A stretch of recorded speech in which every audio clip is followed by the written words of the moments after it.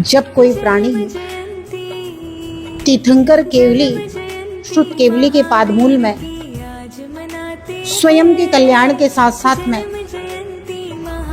संसार के संपूर्ण प्राणियों के प्रति दया और करुणा से भर जाता है और वो भाव करता है कि हे भगवान, मुझ में कोई ऐसी क्षमता आ जाए कि मैं संपूर्ण जीवों का कल्याण कर दूं, सभी जीव सुखी हो जाएं। हे प्रभु, सभी जीव अनंत सुख को प्राप्त करके मोक्ष को प्राप्त कर लें।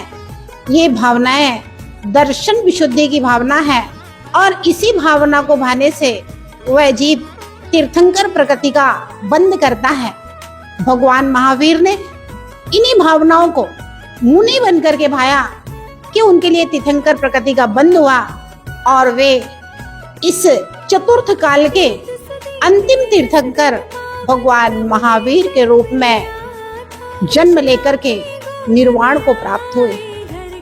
महावीर जयंती का यह पावन अवसर भगवान महावीर की पूजा भक्ति आराधना का विशेष अवसर है। विचार करें, अगर भगवान महावीर की माता ने महावीर को जन्म नहीं दिया होता तो कहां से भगवान महावीर मुनि बनते, इतने सारे जीवों का कल्याण करते और निर्वाण की सिद्धि करते। कहां हम भगवान महावीर की जयंती मना पाते। आज की माताओं को सोचना है, विचारना है, चिंतन करना है। संतान को जन्म देना और संतान को अच्छे संस्कार देना, उनकी परवरिश करना, ये माता पिता का परम कर्तव्य है। अगर बच्चे ही पैदा नहीं होंगे तो जैन समाज ही समाप्त हो जाएगा। एक समय होता था कि एक पिता 10 पुत्रों को पालन पोषण करता था, एक माता 10 बच्चों को जन्म देती थी और एक कमाता था और पूरा परिवार का भरण पोषण होता था। लेकिन आज समय आ गया है कि जितने लोग परिवार में हैं उतने लोग कमाते हैं, उसके बाद में भी लगता है पहले तो विवाह नहीं करना, फिर जैसे तैसे विवाह भी कर लिया तो बच्चे पैदा नहीं करना, और बच्चा भी पैदा करेंगे तो भाई एक बच्चा हो गया पर्याप्त है। विचार करें, अगर 2 का 1 पैदा होगा तो छोटी सी जन समाज 30 साल बाद 50% रह जाएगी और फिर 30 साल बाद 25% रह जाएगी, फिर 30 साल बाद 12% रह जाएगी और धीरे धीरे जैन समाज विलुप्त हो जाएगा।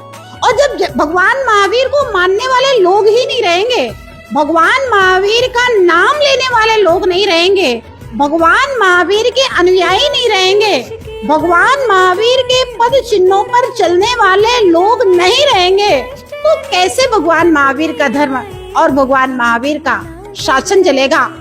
सबको चिंतन करना है, विचार करना है।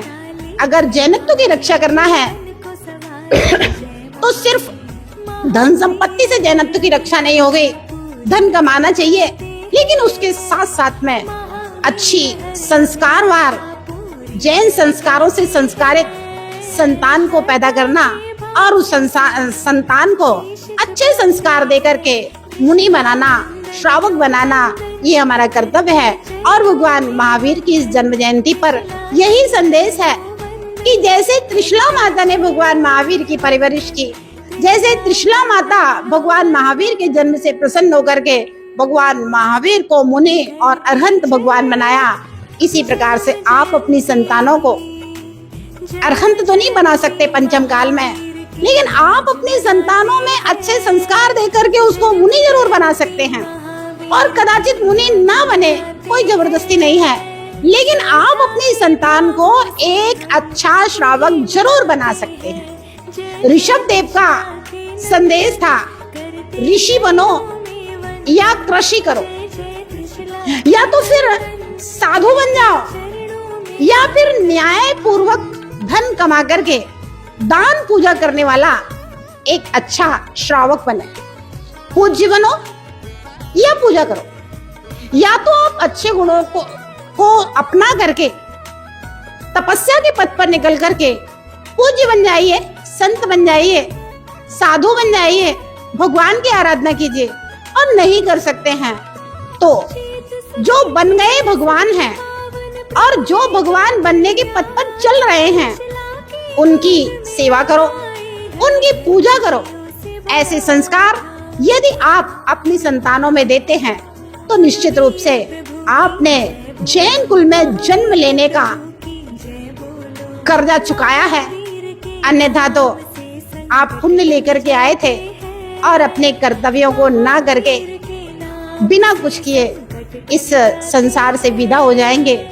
कर्तव्य है माता पिता का कि एक अच्छी संतान पैदा करके और उसे अच्छे संस्कार दे करके या तो भगवान महावीर बनने के पथ पर चले अथवा भगवान महावीर की पूजा करे और महावीर के पथ पर चलने वाले साधकों की सेवा करे। बस अगर आपने इतना कर्तव्य कर लिया तो महावीर जयंती बनाना सार्थक और सफल है।